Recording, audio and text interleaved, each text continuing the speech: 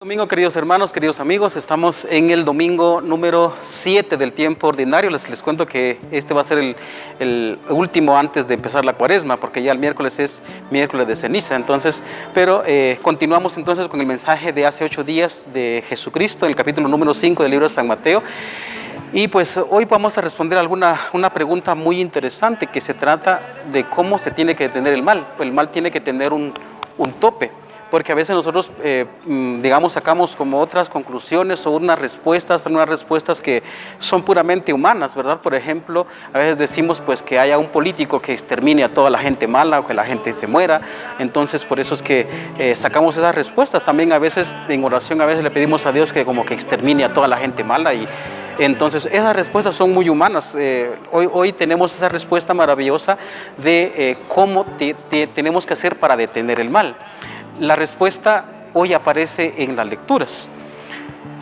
Hoy se habla del código de santidad. Precisamente, fíjense ustedes, haciendo un comentario acerca de otro fraile, un fraile más bien. Entonces él sacaba una cosa muy interesante, también a mí también me interesa. Se trata de la cuestión de que en todas las enseñanzas que han existido a lo largo de los siglos en diferentes autores, ¿verdad? En diferentes autores, y también los autores actuales, jamás va usted a escuchar decir que alguien diga, por muy experto que sea y por muy de renombre que sea, jamás va a escuchar usted que alguien diga ame a sus enemigos. Eso jamás va a aparecer. El único que lo ha dicho es Jesucristo. Por supuesto que lo principal en este caso es Jesucristo mismo. Su enseñanza queda en un segundo lugar, pero definitivamente esta es una de las cosas más importantes que se han dicho. En verdad, amar a los enemigos, nadie jamás se lo va a decir a usted.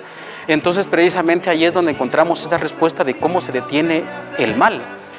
El mal, precisamente lo que dice hoy Jesucristo, por ejemplo, amen a sus enemigos. Hagan el bien a los que los odian, a los que los difaman, oren por ellos. Entonces, es una cuestión de antítesis. El mundo dice esto, ¿no? El mundo dice esto y Jesucristo dice esto. Entonces, dice también San Pablo, pero precisamente lo que comenta San Pablo está sacado, por supuesto, de las palabras de Jesucristo, donde él dice amen a sus enemigos.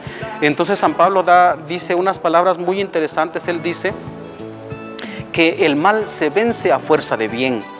Porque, como repito una vez más, nosotros muchas veces queremos que el mal se detenga, ¿verdad? Que haya un político, ¿verdad? Alguien con un montón de armas y metralletas y que vaya a exterminar a todas las personas que hacen el daño, que se muera y que Dios mismo extermine a toda la gente mala, pero eso no va a pasar.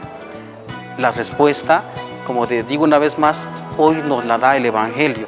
Jesucristo nos dice, amen a sus enemigos. Fíjense que eso es muy impactante porque esta es como la estrategia o más bien como el nivel de vida que nosotros como cristianos tenemos que vivir como bautizados, que tenemos el Espíritu de Dios y nos da la capacidad de detener ese mal a fuerza de bien, amando a los enemigos.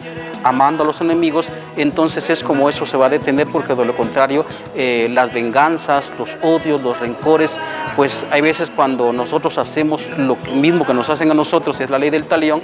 Entonces esa cuestión se vuelve como una especie de cadena interminable y nunca se termina, y es lo que se ve lastimosamente en nuestras realidades sociales, que pues una persona hace daño a otra y la otra viene y le vuelve el mal un poquito más todavía, y así se vuelve una cadena interminable, y entonces precisamente por eso no encontramos paz.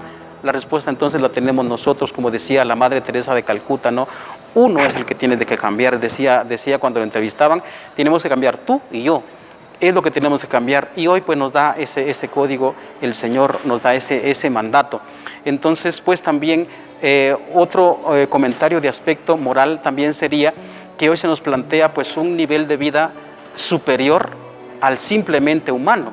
Imagínense que muchos lastimosamente, tristemente viven un nivel de vida instintivo, y entonces el nivel de vida humano es todavía superior al instintivo. Y hoy Jesucristo pues nos lanza, ¿verdad? Como dice el Salmo 8, a vivir pues una vida de casi ángeles, ¿verdad? Donde solo tenemos que practicar el bien, amando a aquellos que nos han hecho daño. Esa es la gran respuesta.